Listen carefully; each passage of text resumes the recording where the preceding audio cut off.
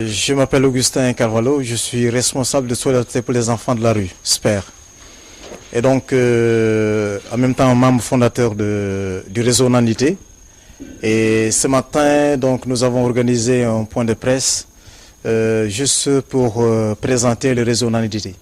Donc, qui dit Nandité, ça dit tout simplement que nous faisons face à un phénomène qui est la problématique des enfants de rue en général.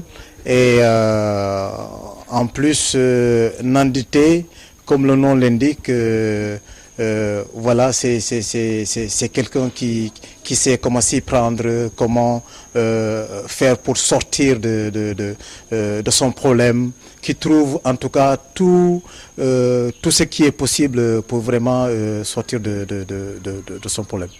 Et donc le réseau Nandité a comme aussi objectif de faire un plaidoyer.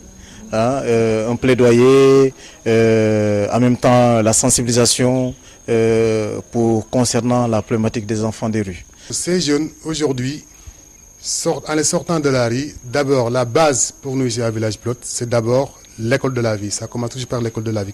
L'école de la vie, c'est tout ce qui est la rééducation de ces jeunes. C'est-à-dire la réapprentissage de s'aimer en soi-même, s'aimer son vis-à-vis, vivre en communauté, savoir partager, Et donc, après cette éducation, ça c'est quelque chose qui se fait au quotidien. Maintenant, au bout de 6 mois, on a mis en place quelque chose qu'on appelle le tronc commun, c'est-à-dire c'est de 3 à 6 mois. Ceci nous permet quand même de pouvoir aussi détecter ou bien de savoir les jeunes qui sont prêts à y rester, parce qu'au bout de 6 mois en général, vraiment, s'ils arrivent à faire 6 mois ici avec nous, c'est que peut-être ils ont envie maintenant d'y rester et d'apprendre un métier et de s'en sortir, être autonome.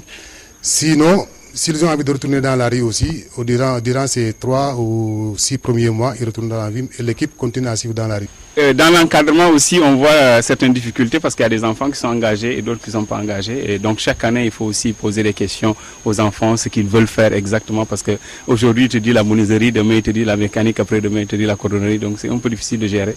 Mais quand même, on arrive vraiment à orienter les enfants dans le domaine qu'ils veulent. Comme nous, dans le réseau, voilà, c'est des structures qui n'ont pas assez de moyens financiers, des ressources humaines, un personnel, même des fois dans certaines structures, un personnel qualifié, c'est-à-dire bien formé. C'est souvent des bénévoles, des volontaires, tout ça.